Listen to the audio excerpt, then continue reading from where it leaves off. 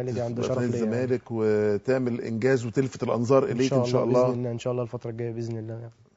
الزمالك لازم يشد حيله شويه يا بوجي. ربنا يكرمه كده ان شاء الله، مش كده؟ ونقف على رجلينا بس كده، والعجله هتمشي باذن الله ان شاء الله في نادي الزمالك قريب باذن الله ان شاء الله.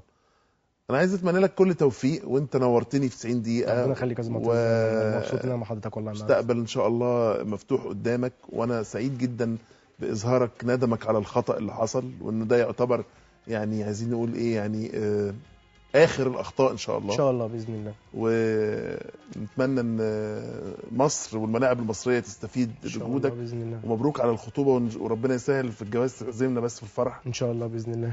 تيجي القاهره، وعلى الاحتراف في نادي الزمالك.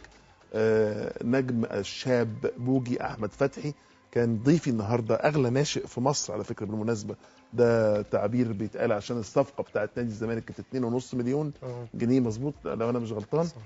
ربنا يوفقك يا بوجي. يا رب يا رب ان شاء الله كده. وتحياتنا الى كل الاهل في الاسماعيليه ان شاء الله. ان شاء الله باذن الله. نمسك الخشب على 2.5 مليون دول عشان الحسد، لحسن بوجي بيخاف من الحسد شكله كده.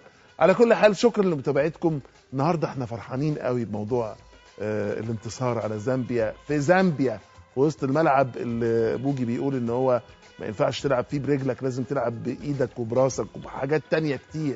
ان شاء الله تمنياتنا الطيبه للمنتخب بتكمله المسيره، واحنا وراكم، ومين عارف مفيش حاجه بعيده ابدا، يمكن التاهل لكاس العالم. شكرا لمتابعتكم 90 دقيقه، الى اللقاء.